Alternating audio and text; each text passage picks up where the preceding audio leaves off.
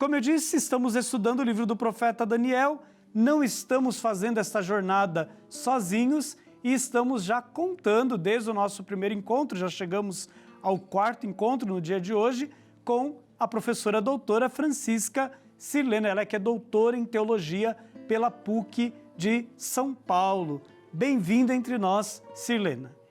É uma alegria estar com você aqui no nosso programa.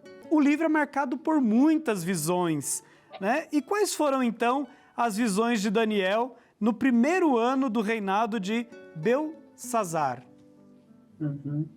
Bom, nós chegamos na segunda parte do livro. A primeira parte, do capítulo 1 ao 6, a gente, então, ouve e lê todos os relatos, né, de Daniel, dos amigos deles, o testemunho que eles dão, da fidelidade a Deus e tudo mais. Agora, nós começamos com uma coisa muito interessante, porque Daniel, de intérprete, ele vai passar a sonhador, né? Ele vai ter visões, e essas visões, quem vai interpretar, quem vai falar com Daniel é um ser celeste, né? Que aqui em alguns momentos é nomeado como Gabriel.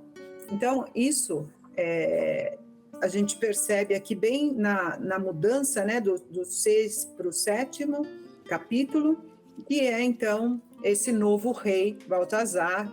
Nomes são muito complicados, né? Quando se faz exegese de um texto, a gente nunca tem certeza qual é o nome que vem do hebraico para a nossa língua, e muitos nomes a gente encontra, né, de diferentes escritas em diferentes traduções e versões da Bíblia. Então, vou tratar aqui como Baltazar, né?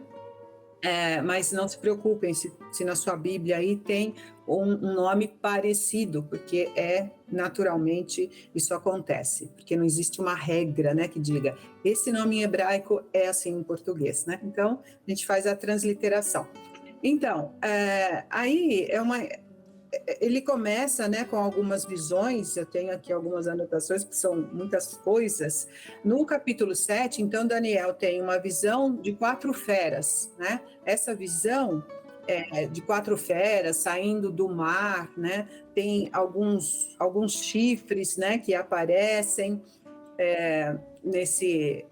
nessa imagem, né, que ele vê, mas todas essas visões estão sempre ligadas aos impérios, porque eles estão contando a história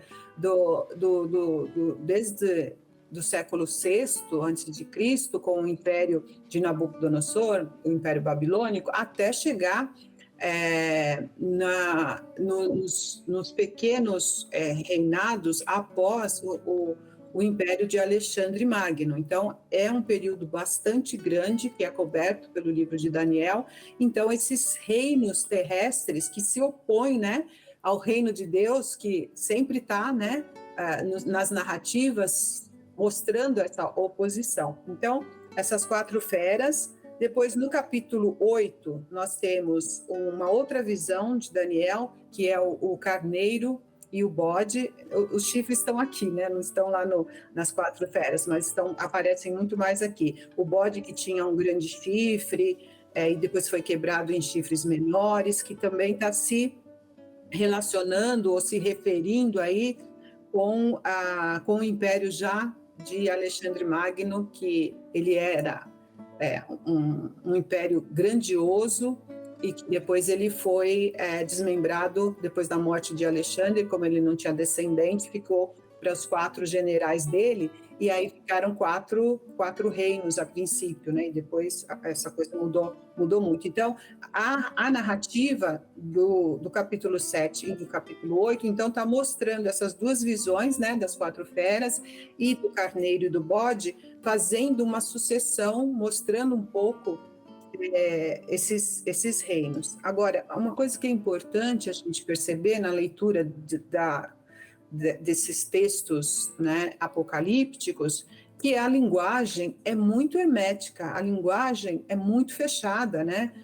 Elas são faladas por metáforas, por símbolos. Então, os estudiosos, os exegetas, junto com os historiadores, é que vão descobrindo tudo isso que a gente pode comentar hoje, né?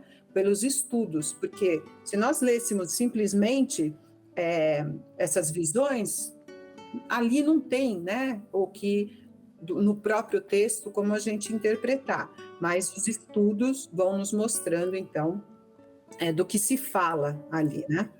Então é um pouco isso, né?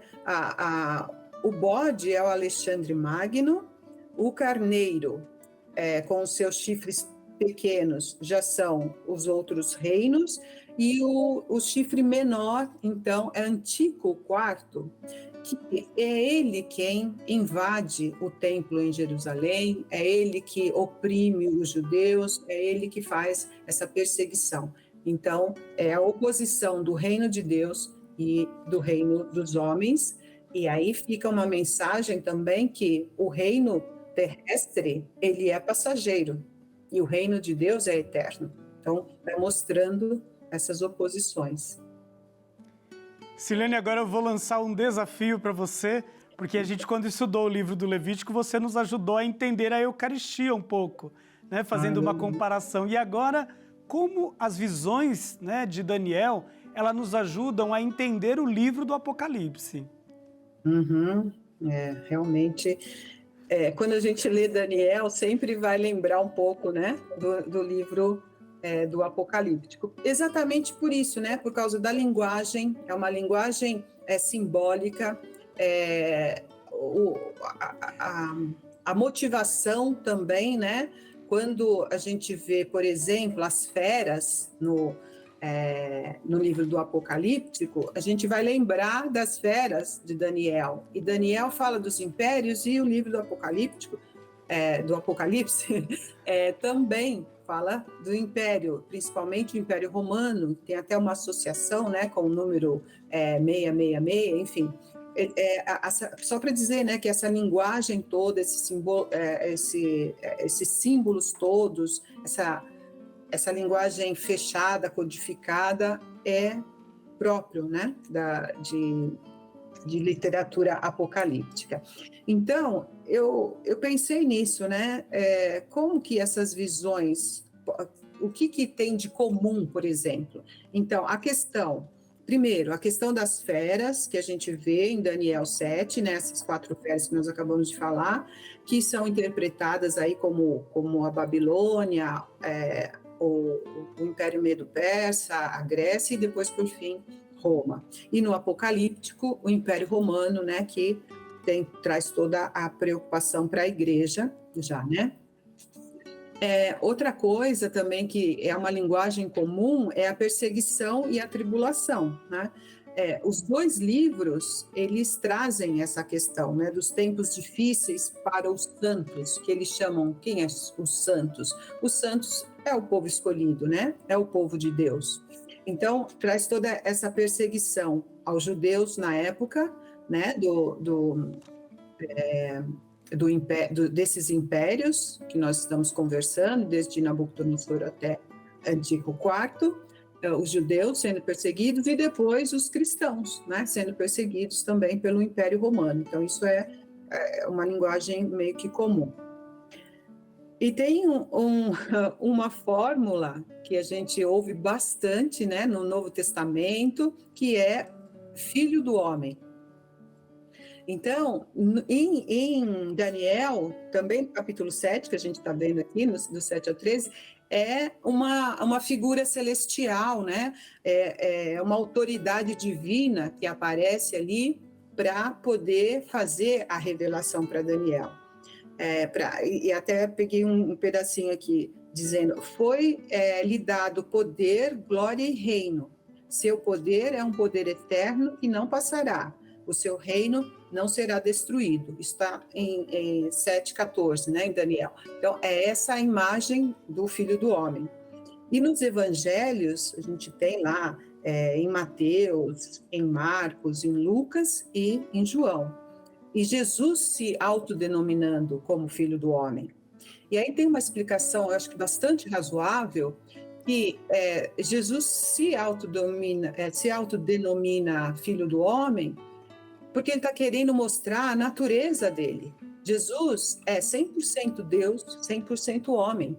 Então, quando ele fala que é filho do homem, ele está mostrando essa identidade humana, essa ligação muito forte, né, com a humanidade. Então, é uma fórmula que a gente chama de fórmula, né? Porque sempre aparece igual, filho do homem. Tem algumas versões que falam filho de homem e não filho do homem, mas isso daí também é uma discussão que não vale a pena. E, assim, por último, eu diria a questão do juízo divino, do juízo final, que também aparece nos dois livros, né? Para mostrar o triunfo de Deus, ou o triunfo do bem sobre o mal. Então, isso vai aparecendo, estabelecendo esse reino de Deus. Enfim, pode ter outras coisas, como a ressurreição também aparece, tempo de fim, mas eu acho que é muita informação.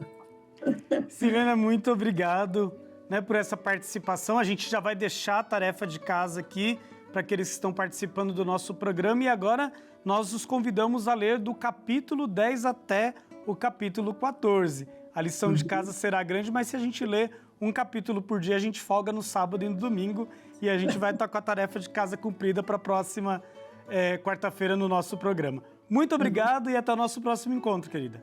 Até lá, muito obrigada.